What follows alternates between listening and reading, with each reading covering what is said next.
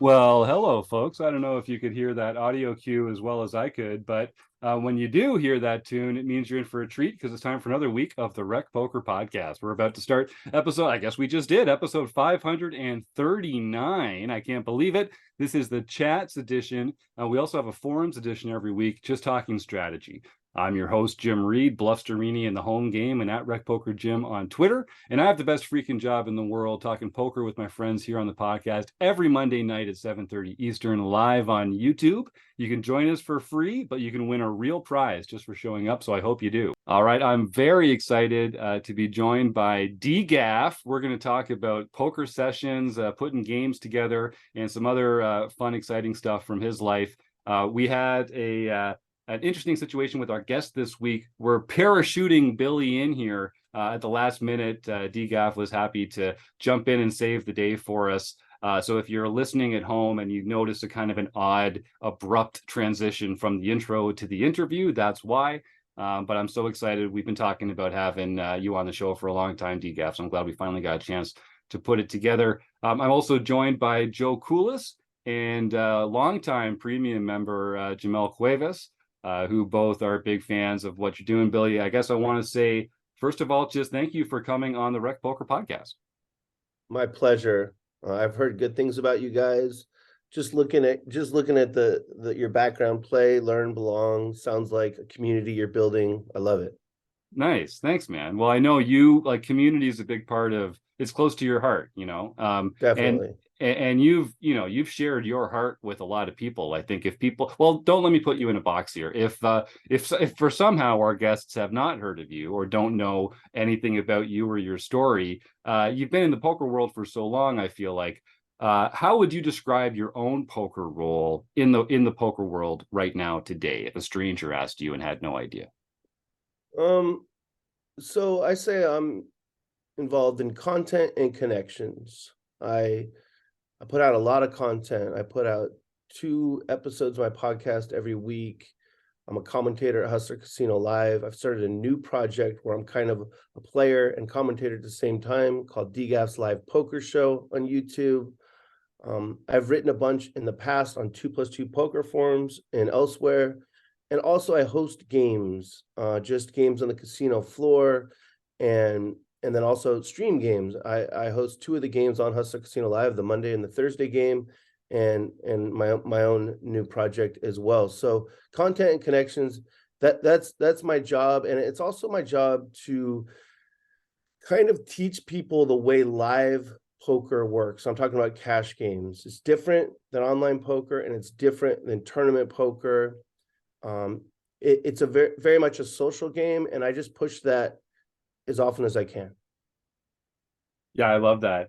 We talk to a lot of tournament players here on the show, but I always enjoy talking to cash players because I do feel like that's, a more pure part of the game, and I think it's a more sustainable path for the game as well. So maybe we'll even get into a little cash strategy near the end of the interview here. But so first, talk to me a little bit about so you've created this role for yourself in the poker world now, and I'm always fascinated by people who start as players and they just kind of become part of the poker scene and end up in these fantastic positions like you have now. What do you credit with making that transition from just being a player to someone who's actually inside the poker world and has these jobs and responsibilities and roles that other people don't have? So it was just kind of organic, actually. I was the classic poker pro back in the day during the boom. I played very well, very focused, and I didn't really understand that for what I'm doing, live cash and higher stakes, you really have to do more than that. You really have to give back to the game in different ways, and you have to be entertaining. You have to pump the brakes when someone's having a bad night, a bunch of soft skills. And also, I just needed something more out of my career than just going and taking people's money. So I started writing on 2+2, and I just wrote all the time about that very thing, how to win and be good for the game at the same time, a sustainable approach to live poker. So it started as a writer, and then I in my personal life, I hit a rock bottom in 2017, and out of that came a different kind of content, podcasting, and I didn't really have any plans for it. I just wanted to hold myself accountable to making a comeback in poker, and I had different little turning points in my podcast, and I just became a podcaster, and that led to Ryan Feldman hiring me as a commentator for the show. I had no experience commentating, but then again, I had no experience with podcasts when I started a podcast either. And it just went from there. I kind of was at Hustler all the time and have a good relationship with the general manager. And I said, I could bring you games. I could build games. It's what I've been doing my whole life. And so that's how that evolved. And specifically at Hustler Casino Live, I know they've got such a great, I want to say brand, I guess. Like people really recognize what's going on there, and they've really become extremely popular over the last several years. What was your connection there before you got involved officially? And we'll talk a little bit more about what you're doing there now. So I played most of my career in 3 different places: San Diego, Los Angeles, and Las Vegas. I spent a lot of time in Los Angeles around 2012. I played mostly at the Commerce and sometimes at the Bike and sometimes at the Gardens and occasionally at Hollywood Park or the Hustler, but just very occasionally.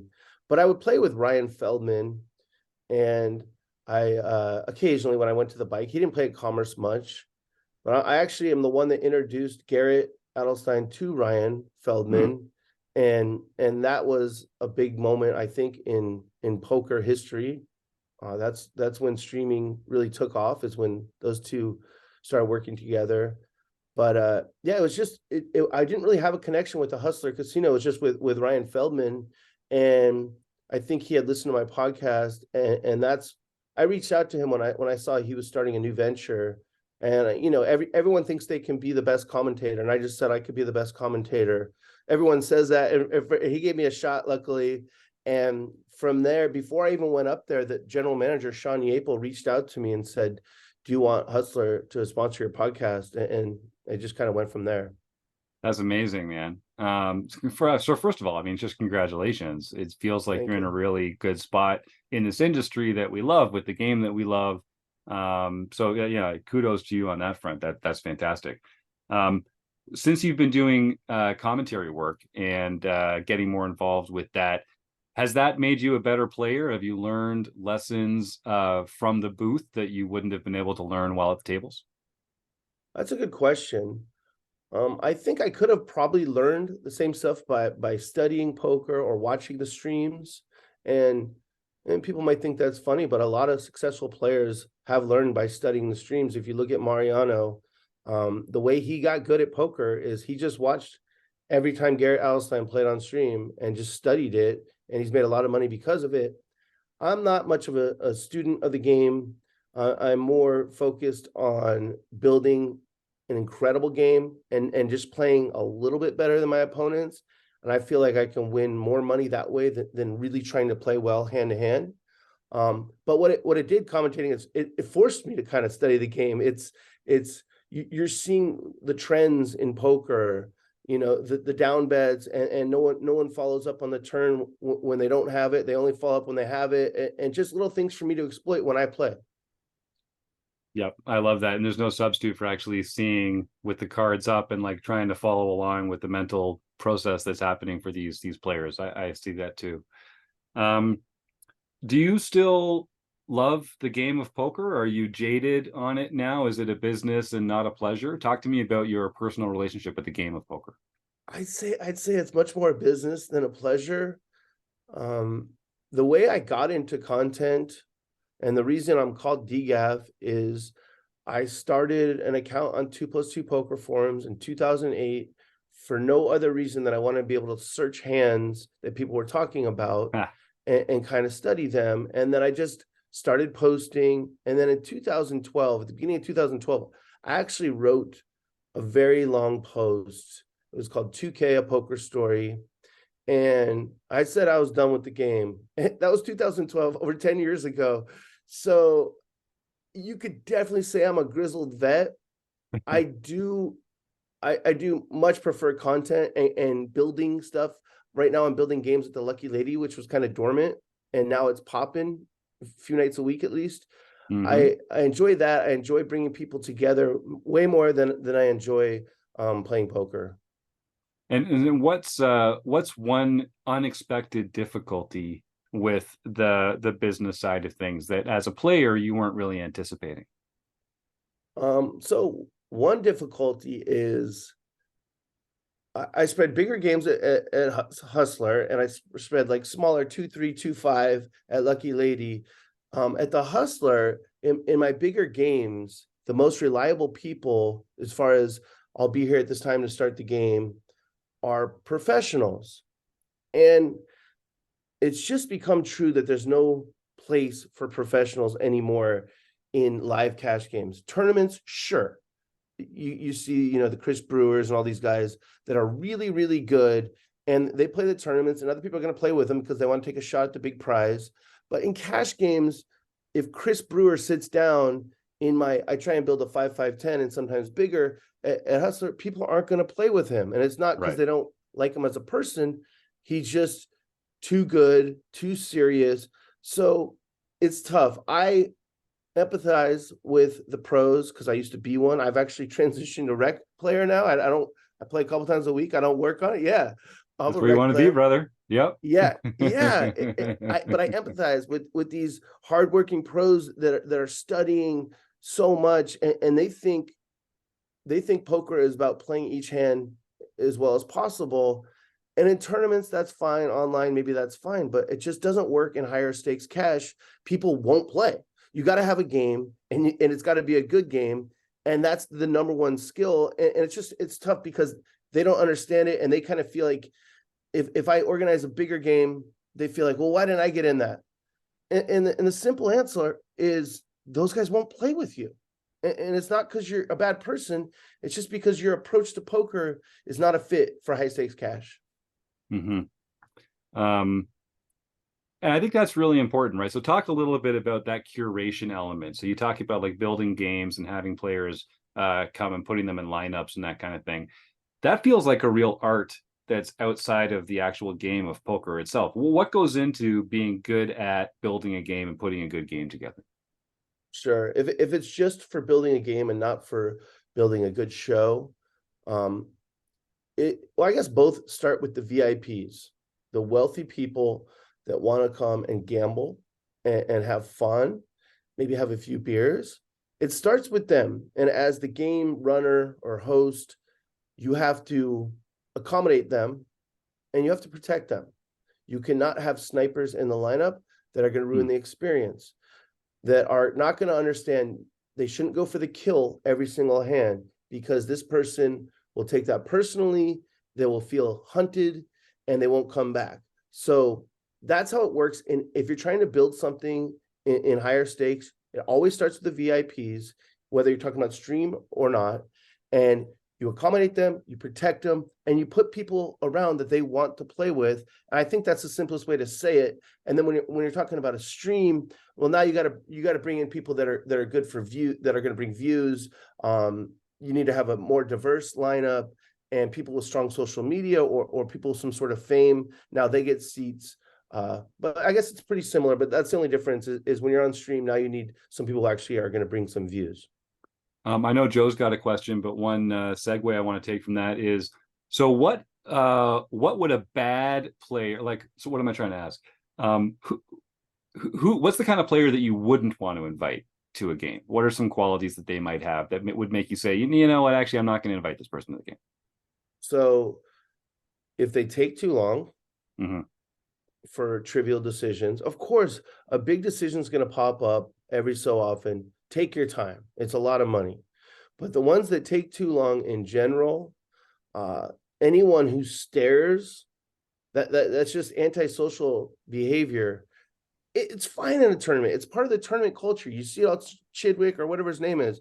That guy would never get in a good game other than if some weird wealthy person wanted to like challenge themselves. But otherwise, like no one's playing with that. So I wouldn't invite anyone who tanks or stares and really just tries too hard, and that might sound ridiculous, but it's just the reality is that if you try too hard, you're not going to get action.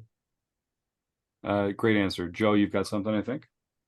Yeah, I think it was interesting when you started talking about it that I just realized that what you go through in terms of creating games is going to be consistent at every single stage of a player's career, right? I mean, what you talk about in terms of creating a home game, you know, are the same steps, right? I can't play as well as I can play with the people that live around here because they don't know what they're doing. And if I just simply take all of their money, they'll never come back, and then I have no game. I mean, I'll win the first time, but I won't do it. And granted, we don't have to worry so much about the social media presence in terms of our games, but I do think that it's important to point out for our audience that what you do is what, if you want to create a home game for yourself, so you don't have to go to the casino, you have to do the same sorts of things, or you'll just never get to play. 100%. I've said in my content forever that my goal is to play my B- game. I don't want to play my A+ game unless I'm playing the World Series of Poker main event. That's the one time most years that I actually try hard. It's not good for my longevity in the game. It's not good for my games if I'm there grinding, trying to play my A+ game, playing off charts and whatnot. If you've ever seen me play, I play about 2/3 of hands, which is obviously counterintuitive in a vacuum. I drink a lot of beers. I goof around. I don't know who the pre-flop raiser was half the time.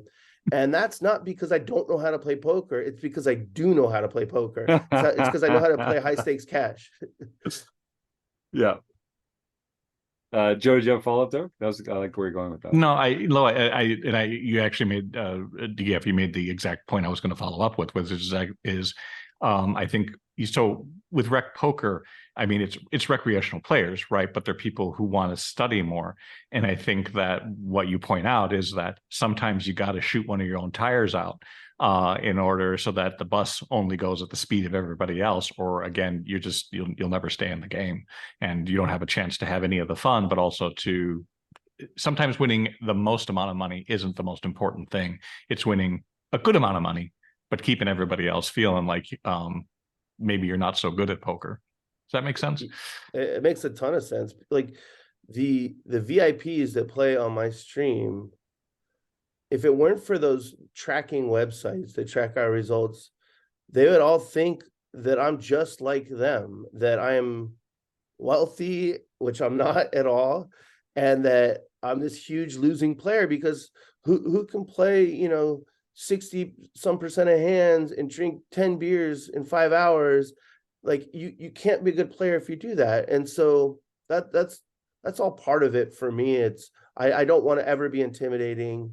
And I understand that people who haven't spent a ton of time in poker, they love the mental stimulation of learning, different strategies and different fundamentals. I get that.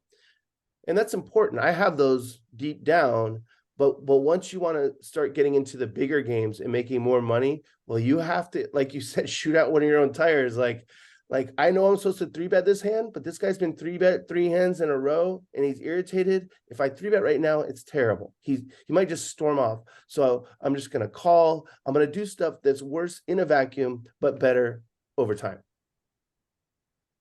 So similar along those lines, how do you manage so poker is not exactly known for having the fun player, right? I can remember when I started posting in some discords, people talking about the gunslinger attitude about a lot of players. I mean, they come in to be the outlaw, to be kind of the jerk. And it's terrible for games. It's terrible for women. It's terrible for men. It's terrible for new players, because who wants to put themselves to that and lose money to those people? How do you manage keeping that piece out from, particularly when you have people who have a lot of money and want to show their ego at the tables more so than just winning poker or having a good time? That it's tough. If the person is a very losing player and they're an asshole, I hate to say it, but it's kind of okay.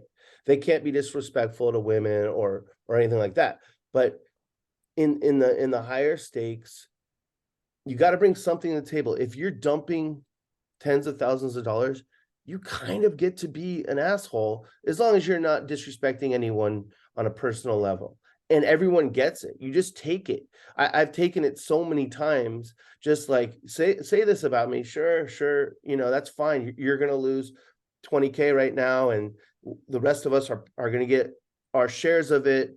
Now, if it's someone who's not losing a bunch of money, you have to stand up to that person. Unfortunately, the dealer likely won't, the floor people likely won't. It's up to the players to govern their own game, and that's just something I've learned. I've been extremely confrontational with people who are bad for the game, and that they're assholes, like you said, and also they're not losing a bunch of money. But you have to balance it with the guy who's an asshole who's going to lose a lot, and then if he crosses a line, then it doesn't matter how much he's going to lose, he's gone no matter what. And I think what you're saying points out the fundamental reason why I am somewhat pessimistic that the hope that people have in terms of how to improve the game, right? We want to make everybody have fun doing things, is that when you allow people who have money to be assholes, they're assholes, right? I don't know your politics, but I mean, there's a guy who bought Twitter basically so he can be kind of an asshole online, and he gets to do it because he has the money. And like that, look, that's time immemorial. I mean, that's been the way the world has run, but it makes it really difficult to change things when the only way that you can't be an asshole is if you don't have enough money to be that. Yeah, you gotta have money to be an asshole and make it in this world. That's for sure. But I find like the majority of the wealthy players, like super recreational players that are in my games, the majority of them are really nice people.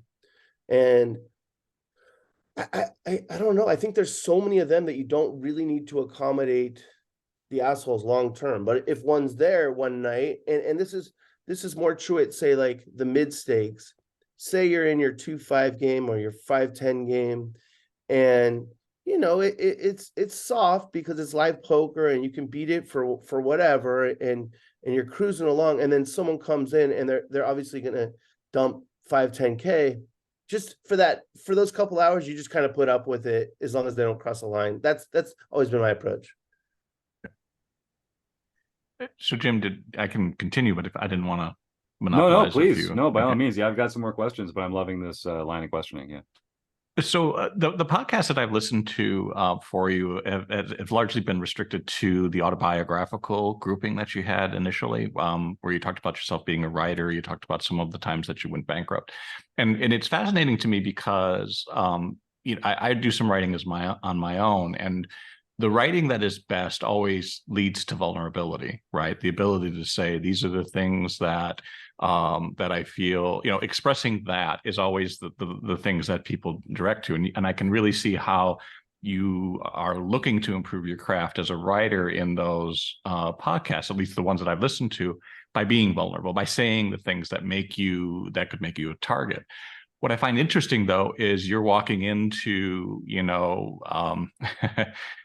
pissing contests every time where people are looking very specifically for ways to be able to get under your skin. And so there's some professional danger, as it were, by revealing that information. How do you manage that dichotomy to be able to make decisions about what you're going to reveal and how it'll impact your poker game? So I find that if you're just looking at the internet and the trolls on the internet, they're going to come after you for any vulnerability you put out there, as you mentioned. They're not going to do it in real life. They just don't. They'll sit there quietly and they'll wait till they get home behind their keyboard, and then they'll do it. I just almost never run into someone saying something to me in person. And I just never have, even before I was working at the Hustler. So I don't know, maybe just people think I'm crazy and they don't want that trouble in real life, but they're happy to do it from their screen names and whatnot. I don't mind at all, because we all have things we deal with, and I'm happy to share mine, and mine are probably a little more drastic than your average person, but people have have more things to deal with than I do. And I know for a lot of people, it just makes them feel better in addition to being entertaining, listening to something that's just pure, just raw, like no embarrassment, unabashed. And so, yeah, but having said that, I also keep most of my content private because I can't stand the internet trolls. So that's why I'm behind a paywall on Patreon. Is most of the very vulnerable stuff is there, and if you're paying to get this content, there's a trillion podcasts out there, but if you're paying to get mine, and then you're trolling me like that, that's just something I've had it happen, but it's rare. Okay. Well, keep it up. I mean, you do a great job in terms of more so than many of the poker writers, even some who are supposedly letting you into their lives. You're one of the very few that I feel like actually represents who you are, different than the image that you put at the table. And I do think that that's important for people to understand, to really understand what a professional poker's life is like. And so kudos to you, man.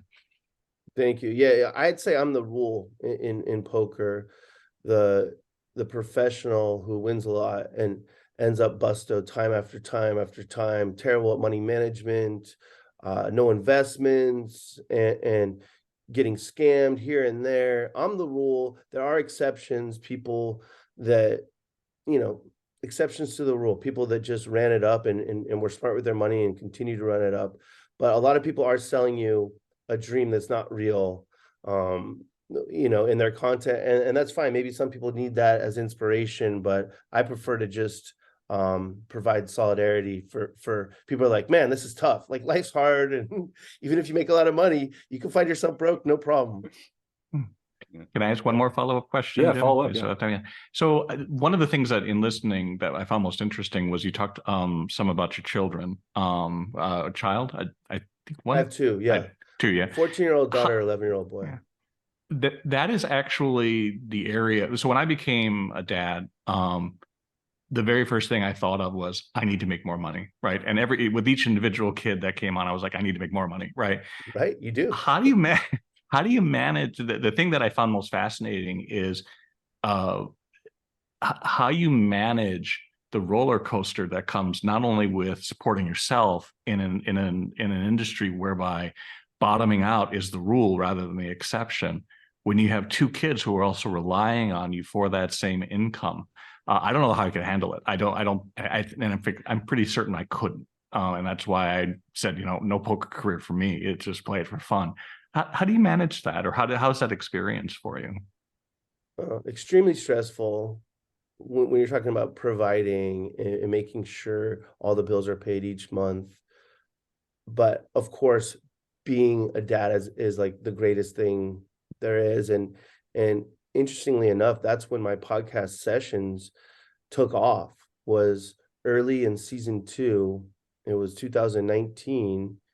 I was running bad, like everyone can relate to. You just can't win a hand no matter what game you're in or what cards you're getting dealt. And I hit record. Instead of talking about a session and hand histories, I just spent an hour reliving this playoff run that my daughter's basketball team made, and I was their head coach.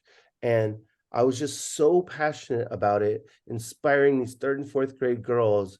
And we were kind of the underdog, and like we eked our way into the finals, and we were so hyped up that we just like destroyed a better team in the finals.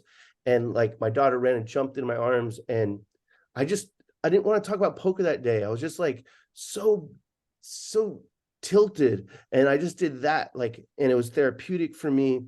And then the next day I started getting all these emails like, this is podcasting, this is content. And so since then it's been a combination of poker, life, and people really love the stuff about my kids, especially the sports stories. But yeah, it's tough. I have to make a lot of money each year to take care of myself, my kids, and it's tough. It's and you'll be playing with kids who have no financial responsibility, and many of them have a lot of support from their parents. And you know, there's no weight on their shoulders, and you're sitting there like, if I lose again tonight, like I'm gonna have to go borrow from someone, I'm gonna have to try and get a loan from a bank, I'm gonna have to get staked again, and I know I'm a winning player, so that always hurts. So it's tough. I don't recommend it. You said something pretty wise, that you decided you were always gonna stay a recreational player, and that's the trick. That's what my friend Abe Lyman says. Poker is a terrible job, but maybe the best hobby. I love that. He Yeah, said something similar on our show a little while ago. And we talk about that all the time. It's like, you want to ruin the love that you have for something, make it your job, right? Make it something that you have to do every day, that like the results matter. We have a lot more fun as recreational players. There's no doubt about that. You've shared so much about your life, just taking off from this point. You've been very candid with your audience. What's one thing that people don't know about you? I mean, the people that listen to my podcast, the people that are on Patreon, I think they know everything about me, but I'd say one thing most people don't know about me is that probably that I'm a winning poker player. I think most people see me play it on stream and they think this guy's a whale, and like, maybe a little bit, but I do win every year, so That's a good one. That's Yeah. a good. That's the kind of thing that you don't mind if people don't know about you in the business you're in, right? That's a good thing. Here's the thing: you want them to always think you're a whale, unless you're on a big downswing, and then it gets old. Everyone's saying you suck. You're like, okay, let's play heads up right now. Let's see if I actually suck. But when you're winning, yeah, say I'm terrible. Say it over and over and over. This guy's the worst player. Say it. That's so funny. I love it, Joe. I just want to remind everybody how terrible a poker player I am. Yeah, Joe. I've said, Joe bangs that drum quite a bit around here. We're all wise to you, Joe. We've mentioned your name here on the winner's circle of the podcast a few times. All right, well, I'll encourage Jamel, if you've got any questions, feel free to jump in. Otherwise, I've got a couple that will kind of bring the interview to a close here.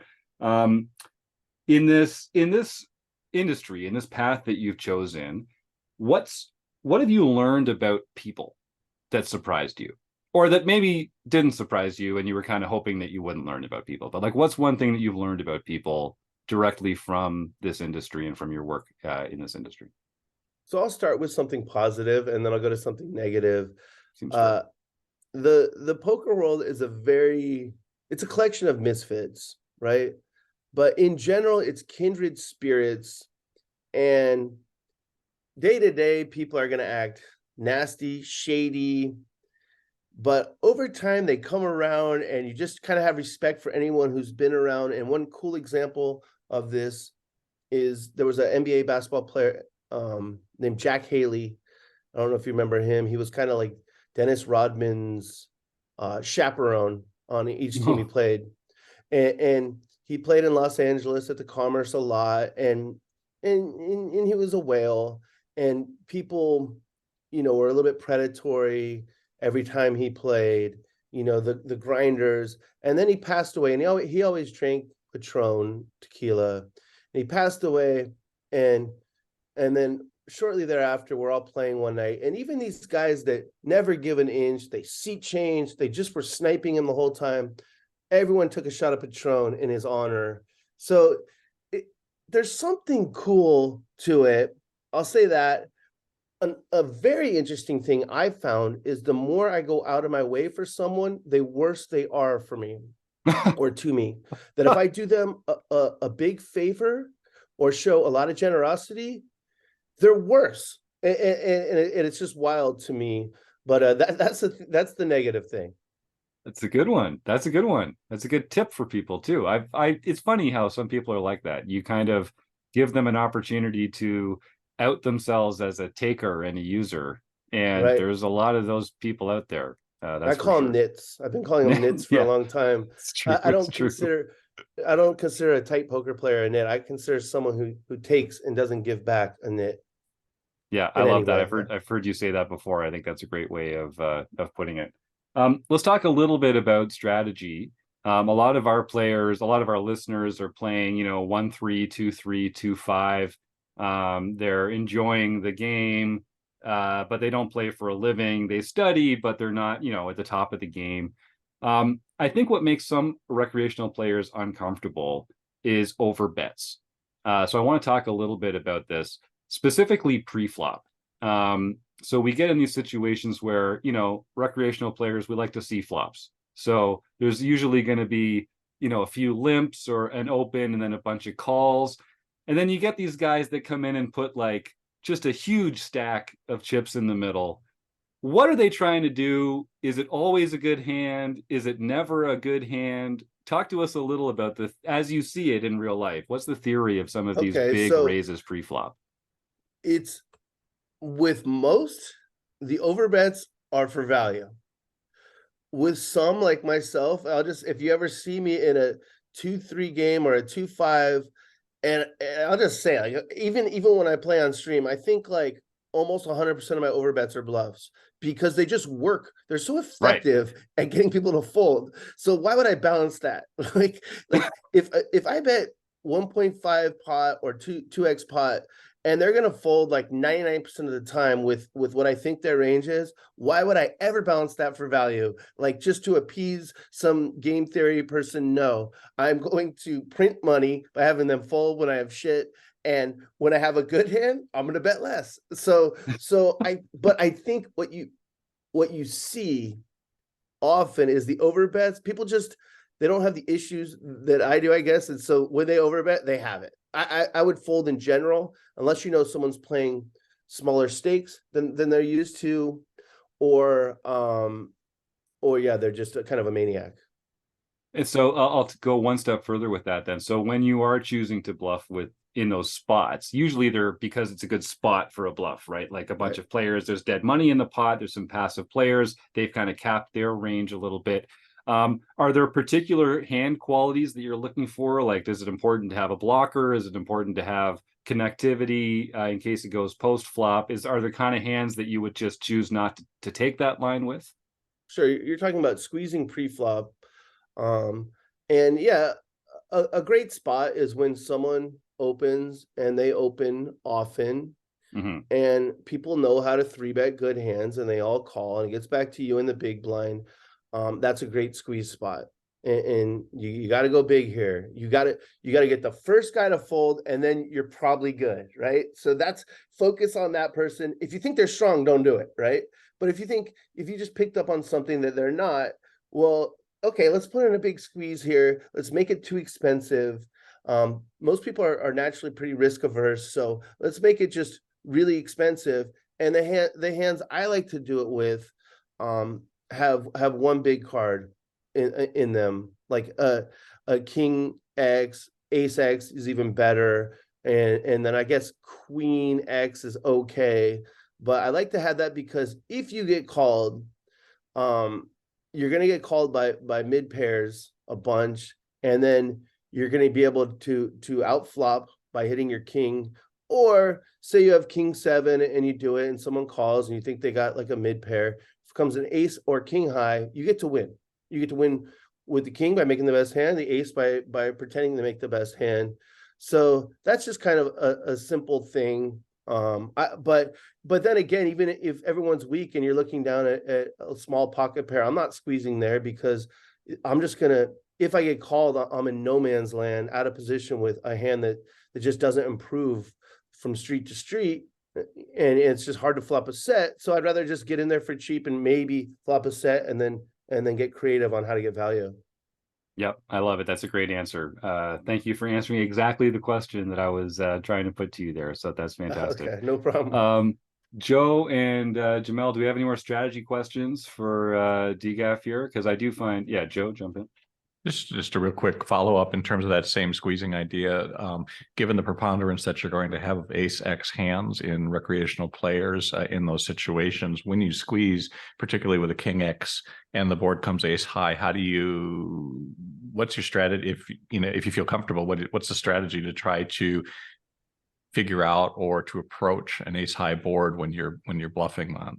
Sure, I've always been or I've long been anti-strategy. But I don't mind like dropping some strategy that's super spewy, because I feel like if it's super spewy, it's good for the game, right? Yeah. So someone squeezing ace X and king X is not making poker worse, it's making poker better. It gives you an opportunity as one of the overcallers to get creative now and combat that. I think it's good for the game. So something that I put in my podcast all the time, and it's just like a really easy trick in live poker, is just going small bet, big bet. Just small bet on the flop, and just like pay attention to how they respond to it, and not just whether they call, fold, or raise, but how they do it, how quickly they do it. And you just can pick up on so much. And then if the turn is a card that unlikely improves their hand, now you go big bet, and it's printing money. You get the pre-flop, and you get that small bet, and now you make it too expensive. And then if they call that, shut it down, abort mission, because bluffing rivers in live cash in smaller games is rough. It's just once people are there, the reason they fold so much on the turn is because they're worried about the river. So once they're on the river, they're not worried about anything. Like, okay, fine, it's $500, like I'll live, and so that's how I navigate it. I just go default small bet, big bet, and most players will go small bet, and if they go big bet, they have it. But I like to do it the opposite. Yeah, I love that. And we talk about on the show quite a bit that, like, if you take a good bluff spot or a good squeeze opportunity and they don't fold, think about what that means for their range, right? Like because it was a good bluff spot because they fold a ton. If they didn't fold, they've got a pretty narrow, strong range that continues. So you got to think about whether it's worth pulling the trigger there. I think that's a great way of thinking about it. One more thing I'll say is please never feel bad when your bluffs get called, because there is something called spew equity, and you see it all the time. If you watch our show on Tuesday nights, if you watch Ludacris, he just makes these hideous looking bluffs, just bluffs off so much. But then next week, when he's catching cards, he gets more value than anyone. He makes that money back and then some every time. So start bluffing way more. Don't be ashamed when you get called. Next time you have the hand, they're going to pay you, because people remember. Yep, it's true. I love that. All right, last question before we get into our speed round. So you see a lot of players of different experience levels, and you see pros and people that are used to kind of taking advantage of less experienced players. What are some common, like, telltale signs that someone at the table is less experienced? Actions that they take or mannerisms that they have that are kind of like send up the radar to the pros that, like, oh, this is someone that I can manipulate or take advantage of? What are some ways that we, as recreational players, can kind of play a little defense and stop that being so obvious? So unless you want people to think you're new, there's once you're good, I think there's merit to having people think you're new, and usually it's odd chip stacks, right? They're not in 20s, they're not in stacks of 20, they're like 10s.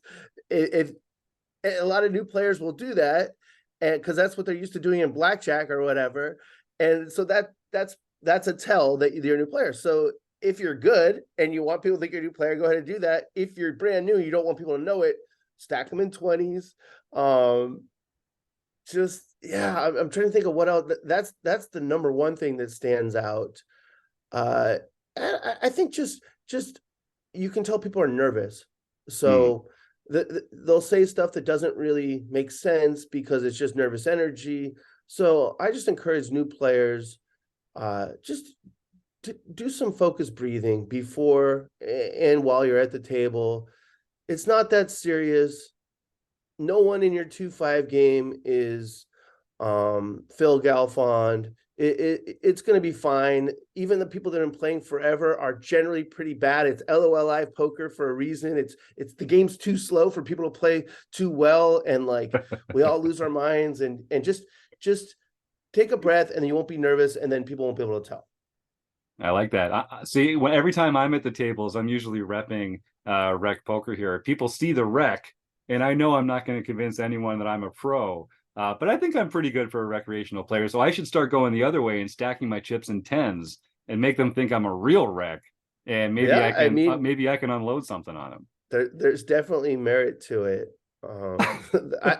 I've taken it pretty far. I used to be the guy with earphones and like would just focus on every single hand, and then I just learned in the year 2008 to go this other direction of no, I'm taking my hat off, I'm taking my earphones out, I'm dressing kind of nice, like I could be going out or coming from somewhere, and I'm gonna have beers, and people love playing with me, and it's not just because I can crack the occasional joke. It's they'll say like, we got to be careful of these pros, and I'm thinking like, that pro sucks, man. Like, but yeah, you're right.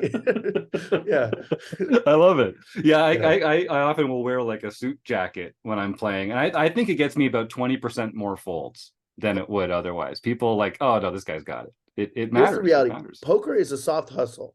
Yeah, sure, It's sure. it's a hustle, but if you do it with integrity, people just respect it as part of the game, and you can have longevity. It's a soft hustle. You once you're confident in your abilities, and maybe you have a nice spreadsheet that tells you you're a winning player. Okay, well, now you don't need to prove it anymore. Now you don't need to say, well, your range was this. If you ever hear me talking at a table, I'm saying the dumbest shit possible. Yeah, I am thinking your range is that. And like, but someone says like, well, what's your range there? And I'm like, no, I don't have a Range Rover, just whatever, something stupid. Just yeah.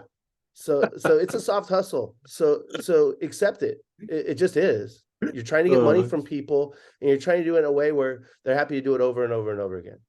I love it. Great answer. All right, well, we're going to close out the show with what we call Stake, Study, Stack.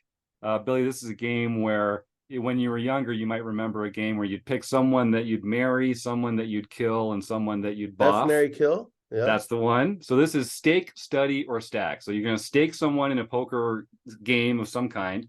You're going like to choose one to study with, and then one to stack at the tables. Okay. Sure. So I'm going to give you 3 names. This is kind of like loosely based around Hustler over the years. So you can choose between Bill Klein, Eric Persson, Andy Stacks. You've got to stake one, study with one, or stack one of the tables. What's your choice? Well, I'm going to stake Andy Stacks. I'm not in a good enough financial situation to not stake the best player of the 3. I'm going to study with Bill Klein because he just seems so much smarter than me, and maybe not in poker, but in every other area of life. And I'm going to stack Eric Persson because I want him to give me that speech, and I don't know, he just seems like a character. I've met him once, and I would like to stack him and have him yell at me. Good answer. Good answer. All right, so we're gonna close the action now with the speed round. Thanks, DGAF. You've been a great guest so far. So again, I'm just going to reinforce: don't think too long for these answers. Sure. Short, fast, honest, and you can say pass. If you're waiting for a couple seconds, we can just say pass. All right, we're going to start off with an easy one. What's your favorite poker hand? 9-7 offsuit. Is poker a gamble or a skill game? Both. What's your biggest poker pet peeve? Nits. Is Die Hard a Christmas movie? Absolutely. Is Ace King a drawing hand? Sure. What player type are you? Maniac. Is a hot dog a sandwich? No. What's one thing that you are afraid of? Death. Should vacations be lazy or busy? Lazy. What's your favorite mixed game? None. Yellow light coming up. Slow down or speed up? Speed up. Who is your poker nemesis? My poker nemesis? It would have to be Sia the Bot. Okay. All right. And then the last question for the show, the speed round's over. Take your time with this one. And this can apply to either poker or to the rest of your life outside of poker. All right. Looking back on your whole life, a fantastic life, well lived, but you have to change one thing. You have to do one thing differently in your life up until now. What's the one thing that you would do differently? I would make sure I'm always going to be generous and I'm always going to be communal, but I would protect myself better and make sure that if I am being that way with someone, it's someone who will reciprocate. I've just been burned so many times by doing that blindly. I would be a little wiser of who's in my circle and who I choose to be very generous with. I think that's a great answer. I hope folks are listening. This has been a fantastic interview, man. We're going to put some links in the show notes to the Patreon. If folks want to say thanks for coming on the show, what's one thing they can do to make your life better, or to sort of tip their hat to what you're doing here today? Is it subscribe on Patreon? Is there something else that people can do to put a smile on your face? Yeah, I mean, there's so many podcasts out there. Unless they're very interested in their really raw, intimate story. If they are, then yeah, patreon.com/DGAF poker player. But most people aren't going to do that. Why would you pay for a podcast when there's so many that are free? One thing, if they want, what they can do is next time my new project, DGAF's Live Poker Show, goes live, they can jump in the chat and shout out this podcast, your podcast. I like that. That's mutual benefit. Now they're with shining some light on my new project, but also shouting out your podcast. That's what they can do. It's usually late at night, so just one night where they're staying up late. It's a live game. We're playing on no delay, so they can just say, "Hey, DGAF, that was a cool episode on Rec Poker," and I'll say, "Hey, thanks. Yeah, I like what those guys are doing over there. Cheers." Awesome, man. Well, I'll make sure that there's a link in the show notes for that. So, folks, if you're listening at home, nothing could be easier than just checking the show notes and clicking the link and getting involved with our man DGAF here. So, without further ado, I would just say thanks again, and just keep doing what you're doing, man. Like, we're in the business of making the poker world a better place, aren't we? And I think, we're putting smiles on people's faces. We're helping people explore this fantastic game of poker. And I'm glad it only took 540 freaking episodes to get you on the show over here. So congratulations on all your success, and thank you again. Thank you. This was cool, and likewise. Up, I would be remiss if I did not mention that the Running Aces Hotel, Racetrack, and Casino, they've got their Mid-States Poker Tour series rolling into town this weekend. If you're listening, watching live, or if you're listening on the day that this came out, they've got multiple events heading up in Running Aces for the MSPT. Go check that out. They also have their Big Stack Avalanche from January 11th to 14th. That's a $500 tournament. And there's going to probably be some qualifiers. You can play earlier, but the 11th to the 14th is where the action's going to be. And I'm breaking some news here, but I just got off I was going to say the phone. That's not how we do things anymore. But I was emailing with John Barrows, our wonderful friend at Running Aces, the poker room manager and director of poker there. And we are putting plans in place for another Rec Poker weekend at Running Aces. So January 19th and 20th, circle it, folks. It's right around the corner. We're going to be having a bunch of fun at Running Aces. All the Rec Poker folks will be there. We'll be giving out prizes, bomb pots. We'll be giving away memberships. We'll be having meet and greet and all sorts of cool stuff. And if you don't know where Running Aces is, it's just an hour north of the Twin Cities in Columbus, Minnesota. And it's a fantastic place to go and spend some time and make some new friends. So I'd encourage folks, whether it's the MSPT Poker Tour, whether it's the Big Stack Avalanche in January 11th to 14th, or my personal preference would be for Rec Poker Weekend on the 19th and 20th of January. I can't wait to go meet some more Minnesotans in person and have a fantastic time. If you want to go to rec.poker/road trips, you can find out some more details about both our December trip to Las Vegas and our January trip back to Running Aces. I guess I will just say the Rec Poker road trip is going to be from the 5th to the 12th, but it culminates on Sunday the 10th, where we will be doing a free group tour of the Poker Go studios, followed by a meetup game and some learning opportunities at Joseph Will's Poker Oasis, just south of the Strip. That's going to be on Sunday, December 10th. Both are free. Both are going to be full of friendly Rec Poker folks. And if you are able to join for either one of them, I think you'll have a great time. So send an email if you need more information to jim@rec.poker, and we'll put all that together. And yeah, so I'm like Poker Go, it's next to the Aria, it's right there. And then we'll probably all share a Lyft or an Uber or something down to Joe's place afterwards. So Steve asking, how do we get into the Poker Go tour?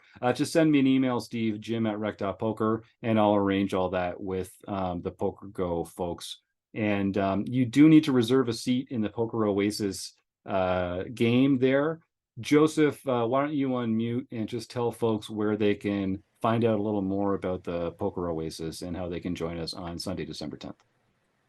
Yeah, sure thing. Yeah, we've got on the website, thepokeraoasis.com. We also have our meetup group, which is just LP Poker Games and Study Group. So you can either shoot me an email from the website or join the meetup group and RSVP there. All right. And like I say, go to rec.poker/events and you'll see all the events coming up, and you can click on the link there for this road trip in December and come and join the fun. All right. We've got some prizes to give away here. We've got not only our normal food bank winner, but Rob Washam couldn't be here, but I will say we are also about to start the new series of the book study. This is going to be starting on December 6th, and it's every 2 weeks until we're finished up. It is Exploitative Play in Live Poker by Alex Fitzgerald. You might know him as Assassinado. I can't wait to be digging into this. Alex has talked a lot over his career about exploitative play in live poker, so I can't wait to see what the compendium has to share with all of us excited recreational poker players looking to go out there and take on the world. If you want to get involved with the book study, it's every 2 weeks. It's part of your membership as a RecPoker Premium member. And if you're listening to this in the month of December, the holidays are right around the corner, and I want to tell you, normally you could get your first month for only $5 by using the code RecPoker. But with Santa Claus right around the corner, we are doing our naughty or nice sale for the entire month of December. If you enter the code NICE at checkout, you can get your first month for only $1. So check that out. Head on over to rec.poker and sign up for your membership. If you use the code NICE, you get your first month for only $1. Now that's nice. Joe, did you have something? What do you get if you enter naughty? Because I like to be truthful about myself at all times. That's a great question, Joe. Maybe you should try. Maybe you should just see what happens if you enter the word naughty at checkout. I don't know what will happen, but I know if you enter the word night, if you've been a good little boy or girl this year and enter the code NICE, you can get your first month for only $1. But I'm kind of curious to see what might happen if someone enters the word naughty. Some honest folks like yourself. Yeah, and Steve in the YouTube chat also wants to know what happens if we enter naughty. So maybe some people will find out. Let me know if you do. I'd love to hear about it, because it sounds like it could be an interesting surprise for some people. I don't know. But yes, the code NICE will get you your first month for only $1 in our naughty or nice sale. All right. So Rob Washam has done a raffle draw to see who's going to win a copy of Alex's new book, Exploitative Play in Live Poker. He's put the list together. We're actually going to do the draw right here on the show along with our food bank draw. Chris Jones, do you have the Daiso Cam available for our random raffle winning and that sort of thing? I don't currently have it open, but I will get it open. Fantastic. While you're doing that, I'll just list the names that we got from Rob. So these are folks that entered Rob's contest in order: Eric Anderson, Dave, Flynn, Michael, Marco Salazar, Eric Weintraub, Marcel Dusick, Chumbo, Now You Said It, Max Chaos, Keto Man, and 7 High 11. So that's 12 names, Chris. What kind of a die are we going to roll to figure out who the winner is going to be with 12 names? I just roll here. You got to ask Joe these kinds of questions when you have. Well, what's your biggest one? There's a special name for it. It's called a Ooh, 12-sided die. this has got 12. Hey, that's a great choice, Chris. That's a great choice Right. to use for this. Fantastic. Thanks for Joe and Chris for putting your heads together and solving that, by the way. That's fantastic news. Well, I just oh, we've got more names in here too. So I've got No, that's I've okay. got That's for the YouTube chat. That's for the food bank Okay, so raffle. the For this 12 one, one- it's a hard 12. hard 12. Roll away. Okay. Yeah, So let's see who roll the away winner's with the gonna 12. be. Okay. Yep, let's see who it's going to be. And Those are definitely Steelers dice, by the It's way. a They're 3. black and gold. It's a 3. 3. That's Flynn. So I know exactly who that is.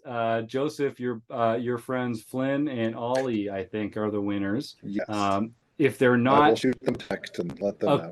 perfect. I was going to say, just in case they're I'm on not, in case they're not listening tonight live, let them know they can send an email to info@rec.poker, and Rob will make sure they're set up with their prize. Now, let's give away another prize. That's just one prize. Let's give away another prize for the food bank support raffle.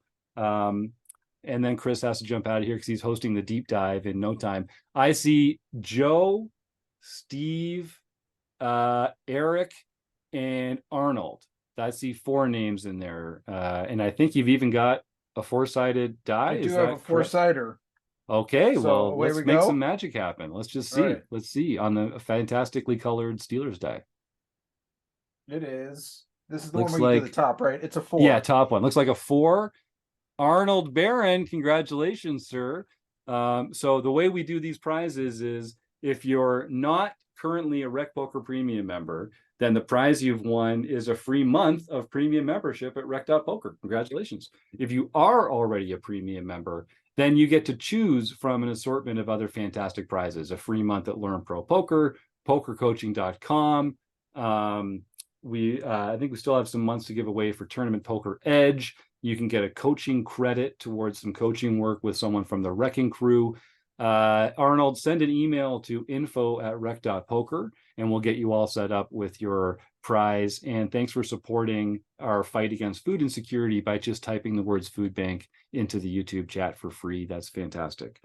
I think that's everything that I was supposed to mention here tonight. Is there anything else on anyone's mind before we roll on out of here? Hopefully with audible outro music, but you just never know. You never know about some of these things. Let's find out.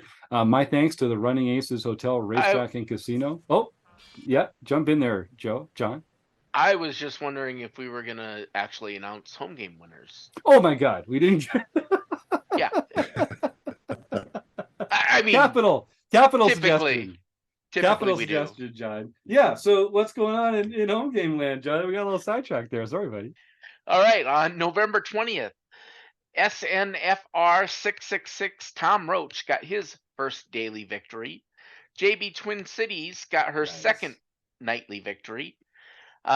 Bruce K54, Bruce Kiefer got his third nightly victory. Spot Conlon, Daniel Kennedy got his first daily mixed victory for the year.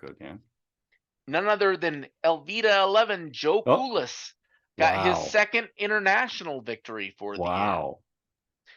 JD Cat, Jeff Catalano got his first international victory. Nice. And Zen Heart Shadow, Sarah Coates got her first LPP victory. So she can contact info@rec.poker for her free month at Learn Pro Poker. There you go. Fantastic. Well, yeah, do send that email. You're going to have a great time. And Zen Heart Shadow, maybe we'll get a chance to connect in Minnesota for Rec Poker Weekend. You never know. I was able to meet your partner last time I was out there, and he seems like a great guy. Looking forward to making friends and meeting some new Rec Poker members when I'm out there for January 19th and 20th. If you're listening to this live, or if you're watching this live, you've still got time to go head over for the deep dive that Chris Jones will be running for our premium members. And otherwise, I just got to say thanks to everyone for all your involvement and support.